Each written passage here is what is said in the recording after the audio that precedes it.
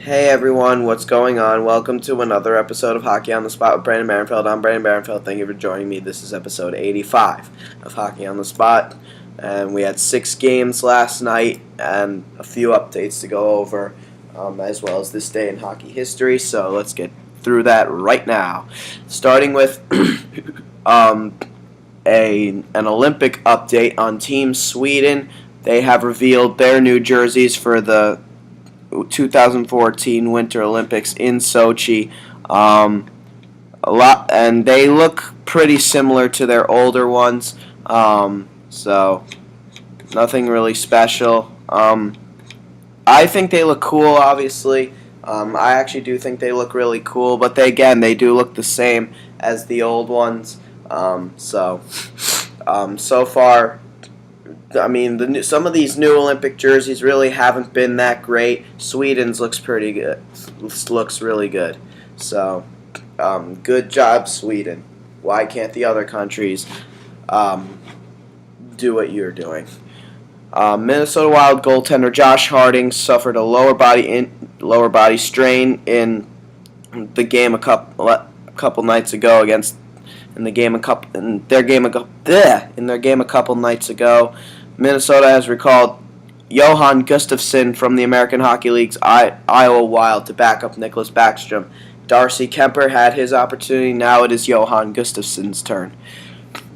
Florida Panthers forward Sean Bergenheim, who's been injured since April of 2012, made his season debut last night. Meanwhile, Scotty Upshall, who carries a $3.5 million cap hit, looks to be a healthy scratch for the second time in the last 5 games. So, a guy who had always been known as a solid two-way player could see himself as one of the odd men out in Florida. The Philadelphia Flyers have returned their leading scorer time again to the American Hockey League's Adirondack Phantoms as Scott Hartnell is set to return tonight. It's an interesting move as McGinn has 3 goals in 4 games, which is 23% of the Flyers' total goal output, which is 13. So, time again, why he's not still up with the team is beyond me. The Columbus Blue Jackets have announced that defenseman Ryan Murray will remain with the team for the rest of the 2013-2014 NHL season. Excellent move. I'm very happy that they made that choice. He is going to be a stellar two-way defenseman in this league. The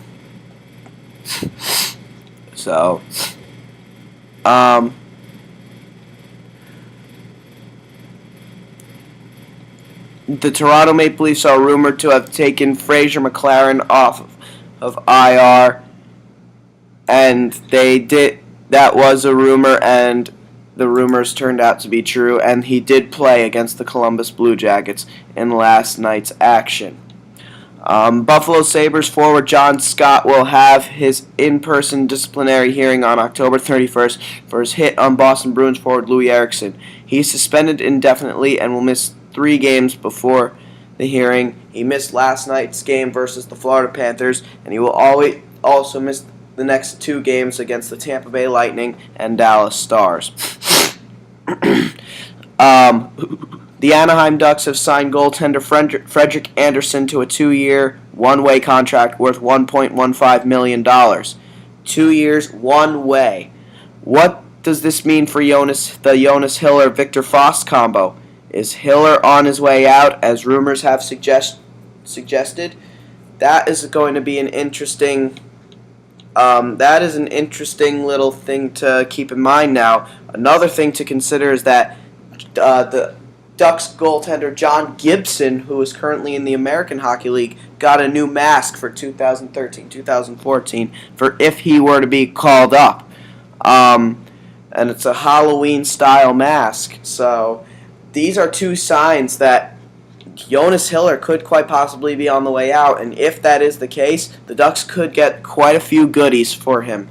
I think that maybe trade him and maybe a couple other players who they don't have enough room for in their roster. They should be maybe trading. So They'd be getting quite a few goodies. Cause let's face it, they need to bulk up their defense, folks. They need defense badly. A couple of updates on some players who will not be getting a hearing for hits. New York Rangers forward Benoit Pouliot will have no hearing for boarding Philadelphia Flyers forward Max Talbot, and Boston Bruins captain defenseman Zdeno Chara will have no hearing for his cross-check on San Jose Sharks forwards Thomas Hertl and the late hit on Tommy Wingels. So that's good news for Zdeno Chara and Benoit Pouliot. The league is already at a high in suspensions to start a season this year, which tells you how much they're really cracking down on the rules this year. And that's it for all the updates. Now, the fun part, the games. 6 games last night, so let's get through them all. Starting with the New York Islanders and the Pittsburgh Penguins. The New York Islanders coming up with a very shocking win in Pittsburgh. Very, very surprising win, despite the fact that Pittsburgh would start their backup goaltender, Jeff Zadkoff.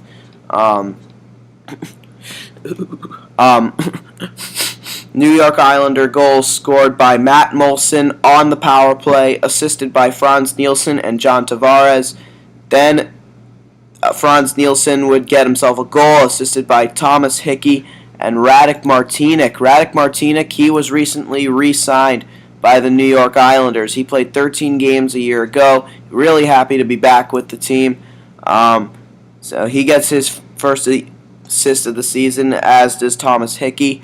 And then after the Pens took a 3-2 lead, it was all Islanders. Pierre-Marc Bouchard would get the next goal, assisted by Radek Martinek, his second assist of the night. But for Pierre-Marc Bouchard, his first goal in a New York Islanders sweater, and a one that was very much awaited. This is a very talented player, but he had been his injury problems throughout the years really made him become not so as good as maybe he should have been when he was drafted. So you got to feel bad for the guy. And late in the third period, with just over a minute remaining in the game, Josh Bailey gets his 4th of the year, the game-winning goal, assisted by Franz Nielsen and Kyle Oposo. Franz Nielsen, a goal and 2 assists. He is enjoying a fine season, folks. Franz Nielsen is becoming a star in this league, and nobody thought that someone like him could ever become as good as he's become. And he's 29 years old, native of Herning, Denmark. 87th overall pick from the 2012 NHL entry draft. He's always been known for his defensive awareness, but now he's just becoming a fine player, and he's becoming one of the Islanders' staple forwards. So he's enjoying a fine season, folks. So if you're in fantasy leagues, you should be picking this guy up. Evgeny Nabokov was very good in last night's action. 39 saves on 42 shots, a .929 save percentage. Very, very good in last night's action. Oh my gosh. For the Pittsburgh Penguins, their goals coming from Jussi Jokinen, assisted by Brandon Sutter and Matt Niskanen. Then Sidney Crosby would get up on the board, assisted by Chris Kunitz. And then Derek Engelland would get his first of the season, assisted by Joe Vitale and Matt Niskanen. So 2 assists for Matt Niskanen. But for the Pittsburgh Penguins, they were shooting machines. Sidney Crosby had 7 shots on goal. Chris Kunitz led all players on the ice with 9 shots on goal. Jeez. Again, Jeff Zadkoff got his second career start, and for the second time, he doesn't pick up the win. 21 saves on 25 shots and .840 save percentage. This puts a lot of pressure under Marc-Andre Fleury, because he's now going to be getting most of the starts until Thomas Vokoun returns. So, congratulations to the New York Islanders on defeating a very strong Pittsburgh Penguins team. Also, Chris Letang would make his return to the Pittsburgh Penguins lineup. So they're obviously very happy to have him back. Very, very happy to have him back. So congratulations to the New York Islanders, though, on a huge win. Chris Letang just a -1 in the game, 3 shots on goal. Next, we have the Toronto Maple Leafs and the Columbus Blue Jackets in Columbus. The Jackets coming up with a huge win over a real hot Leafs team by a final score of 5-2. The Leafs, man, they've been a good team overall in the later stages, they've been rather inconsistent. But for the Toronto Maple Leafs, David Clarkson's 10-game suspension up. He makes his Toronto Maple Leafs debut wearing number 71. Does not the best season debut for him. -1 on the night, 2 penalty minutes, and only 4 shots on goal, and only 1 hit. So this looked like a David Clarkson who basically looked like he hadn't skated in a while, and he looked like a player just getting back into the game. So we'll see how this translates as the season progresses. But for the Jackets, huge win for them. Their goals coming from Ryan Murray on the power play, assisted by R.J. Umberger and James Wisniewski. For Ryan Murray, congratulations to him. Not too long after they announced that he would be with the team for the remainder of the season, he scores his first NHL goal, and it's a power play goal. Congratulations to Ryan Murray. He's going to be a fine player in the league. After the Leafs tied the game up, it was all Jackets from there. Marian Gaborik would get up on the board, assisted by Nick Foligno and Artem Anisimov. Nick Foligno, good to see him back. Good to see him starting to progress in the lineup. He gets his first assist of the season.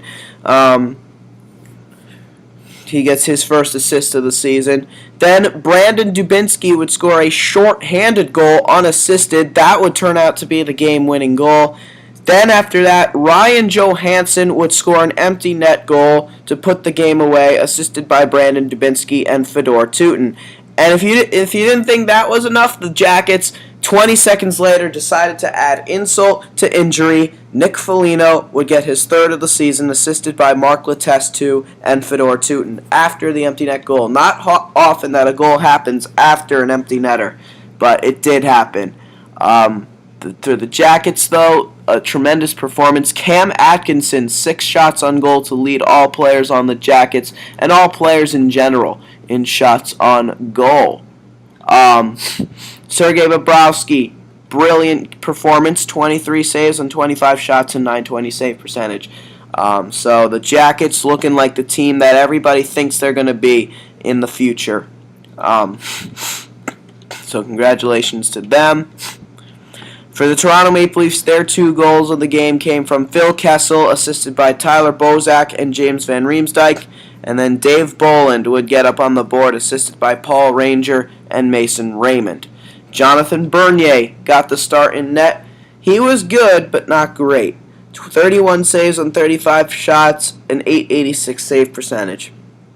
So, couple guys with 5 shots on goal, Dave Bolland and Phil Kessel. Dave Clarkson, he had 4. So not necessarily a shooting gallery for the Leafs, but they got some shots off on Bobrovsky. He came up with some big saves. So congratulations to the Columbus Blue Jackets. Next up, the Anaheim Ducks and the Ottawa Senators in Ottawa, the rematch from the Anaheim Ducks throwback night at the Honda Center, where Bobby Ryan visited as the opponent. This time it was Jakob Silfverberg's turn to come in as a visitor, although it would not be the same because Silfverberg, let's face it, only really played 1 regular season for the Sens, but a guy who they had picked out to be a top prospect and one of their best future players. They really did not want to let him go. Ducks looking to erase 2 very more than disappointing losses. Is 4-2 to the Leafs and 4-1 to the Habs. To do so, they would go with Frederik Andersen. Jonas Hiller played in the action against the Habs, it would be Frederik Andersen's turn. He becomes the first Denmark-born goaltender to get an NHL start. A couple nights ago against the Dallas Stars, he became the first Denmark-born goaltender to get an NHL win, but he did not start that game. This game was a game well earned for him, and the Ducks ended their 2-game losing streak, winning by a final score of 2-1. It's the top line getting it done for the Ducks. Both goals coming in the first period. Anaheim their goals would come from Patrick Maroon, who now is on a goal-scoring streak. He scored in 2 straight games, assisted by Corey Perry and Ryan Getzlaf. And then the captain, Ryan Getzlaf, would get the game winner, assisted by Corey Perry. Frederik Andersen, again, he was truly amazing despite the fact that he wasn't a star. 26 saves on 27 shots, a .963 save percentage. He was amazing. Teemu Selanne, of course, did not play in the game because it was a back-to-back situation. Kyle Palmieri reinserted into the lineup. Bad news for the Ducks, though. Matthew Perreault got hurt late in the game and suffered a lower body injury.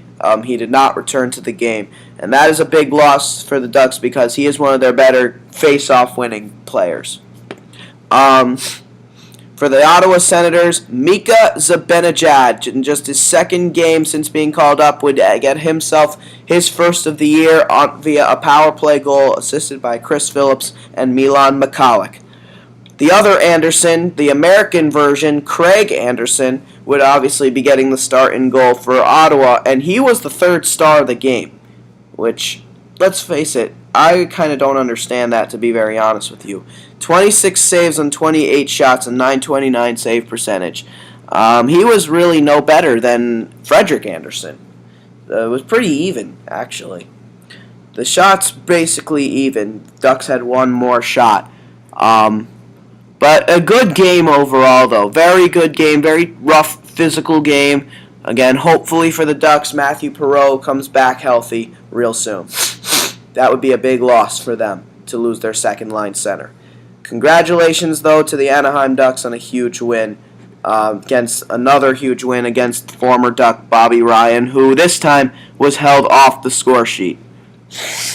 Congratulations to the Ducks. Next, we have to move on to the Buffalo Sabres and the Florida Panthers in Florida.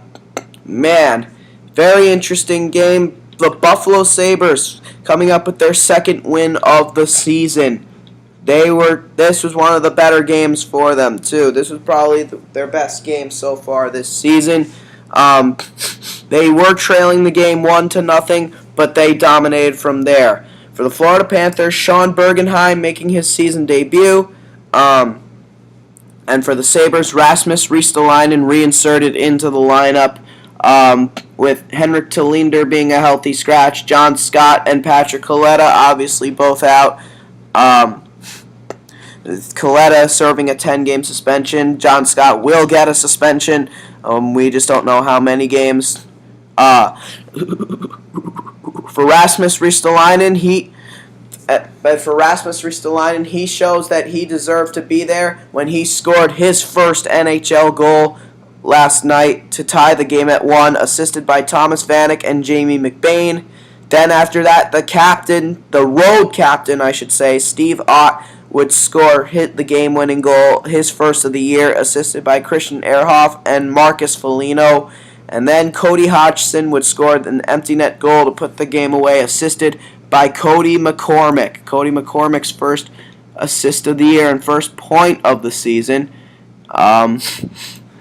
So congratulations to him. But the real star of the game was the goaltender, Jonas Enroth. He got the start in net. 44 saves on 45 shots and .978 save percentage. Holy God. What a player he was in last night's game. The Panthers just could not get anything by him. And I mean that literally. Thomas Vanek led the Sabres with 5 shots on goal. Nikita Zadorov led the Sabres with 7 hits. Marcus Foligno had 6. Rasmus Ristolainen had 5. So, Good for them. They definitely out-hit the opposition. For the Florida Panthers, their only goal of the game coming from Jesse Winchester, his second of the season, assisted by Sean Bergenheim and Eric Goodbranson. For both of them, their first assist of the year. For Bergenheim, of course, his first point of the year and his first game of the year. But Eric Goodbranson, despite the assist, not really a game for him to really remember. He had 2 fights in the game, so 10 minutes in penalties to lead all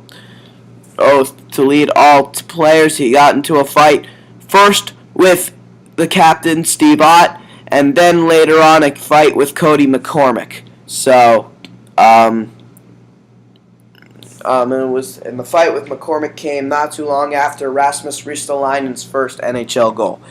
For the Florida Panthers, Jacob Markstrom would get the start with Tim Thomas out. 18 saves on 20 shots, a .900 save percentage. So not a great night for Jake Markstrom or the Florida Panthers, though they did outshoot the Sabres heavily. Thomas Fleischmann in particular, he had 7 shots on goal. Chris Versteeg had 5, and Thomas Kopetsky had 5. Jesse Winchester had 4 and obviously scored a goal. Brad Boyes had 4 as well. So, shooting gallery night for the Florida Panthers, though they could not get the win. Congrats to Jonas Enroth and the Buffalo Sabres. Next, we have the Vancouver Canucks and the St. Louis Blues in St. Louis. The Canucks coming up with a huge win, courtesy of Ryan Kesler, who had 2 goals in the game. Vancouver first goal coming from Chris Higgins, assisted by Brad Richardson and Mike Santorelli. Then Ryan Kesler would score the first of his 2 goals, assisted by Mike Santorelli. He had 2 assists in the game.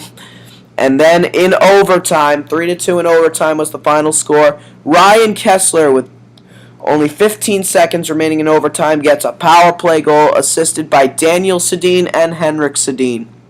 Ryan Kesler got his 6th and 7th of the year in that game. He was brilliant. Daniel Sedin, 12 minutes in penalties in the game. Not a guy who normally gets into these kinds of situations. Daniel Sedin, an unsportsmanlike conduct penalty and a 10-minute misconduct penalty. He led the Vancouver Canucks with 12 penalty minutes. Zach Kassian had 7. Tom Sestito had 5.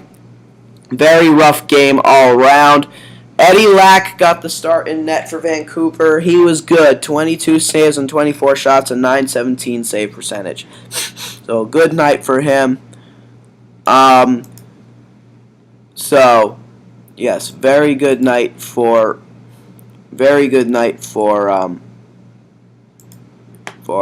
Eddie Lack. For the St. Louis Blues, their goals coming from Alexander Steen on the power play, who continues to enjoy a fine season, assisted by TJ Oshie and Kevin Shattenkirk. And then Vladimir Sobotka would tie the game at 2, assisted by Alexander Steen and Kevin Shattenkirk. So a goal and an assist for Steen and 2 assists for Shattenkirk. For the St. Louis Blues, they didn't shy away from the rough stuff either. Their captain, David Backes, also had 12 minutes in penalties to lead them. Ryan Reeves, 9 minutes, and Chris Stewart, 5 minutes. So a game with a lot of rough stuff in it.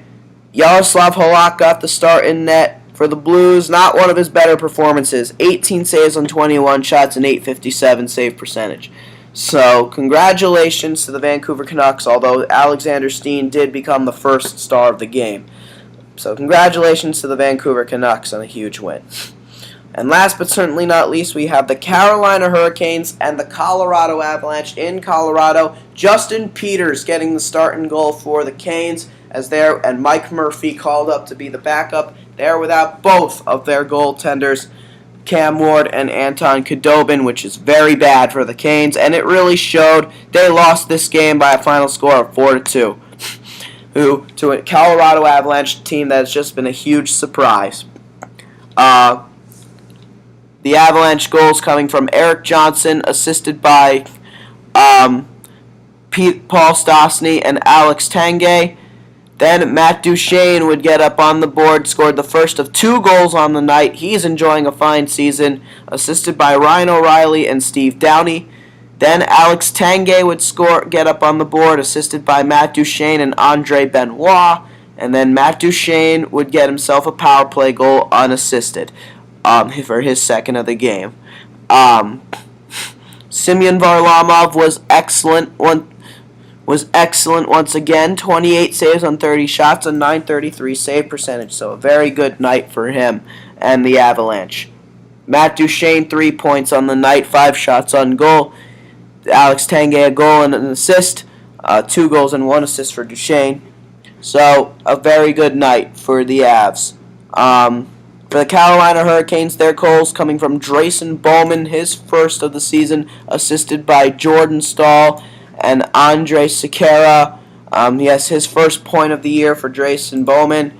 And then the second goal coming from Andre Sekera, assisted by Jiri Tolusti and Alexander Semin. For Jiri Tolusti, his first assist of the year, and for Andre Sekera, his first goal in a Carolina Hurricane sweater. He had 2 points on the night, a goal and an assist. He was the best player on the ice for the Hurricanes, without question. Again, Justin Peters getting the starting goal, and he had a lot to face. 30 saves on 34 shots, and .882 save percentage. Not a great night for the Carolina Hurricanes, and they're going to have a lot of nights like this until either Cam Ward or Anton Khudobin can get back in net. Because both of them are potential starters, and yes, Khudobin is going to be a starter in this league one day. He definitely will. It's just a matter of the timing, of course. Alexander Semin, 5 shots on goal, and Matt Duchene, 5 shots on goal. They both led both teams in shots on goal. So congratulations to the Colorado Avalanche on a huge win. And last but certainly not least, folks, the moment you've all been waiting for, we now turn to this day in hockey history from October 26th. In 1990, the great one himself, Wayne Gretzky, who was playing for the Los Angeles Kings at the time, would record an assist in the game as the Kings would go on to defeat the old Winnipeg Jets in Winnipeg by a final score of 6-2. You would think that with just an assist, it's no big deal, right?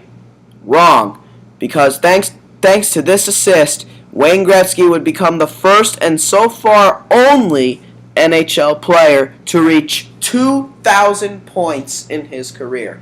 No other player has ever reached that mark. Mark Messier is the next closest player. He has the second most points of any player, and he has just a shade over 1,800 NHL points in his career. This is a mark that at 2,000 point mark, I personally don't think that any other player ever again will ever reach this mark, and this is a record that surely will not be broken. One of the many records that Wayne Gretzky holds, the great one himself. And that is it, folks. That'll do it for episode 85 of Hockey on the Spot. Thanks for joining me. This has been Hockey on the Spot with Brandon Barenfeld. I'm Brandon Barenfeld. I will see you guys again. Hopefully I'll see you guys again tomorrow. Otherwise, I'll do 2 videos the next day. Thank you, and have a great day.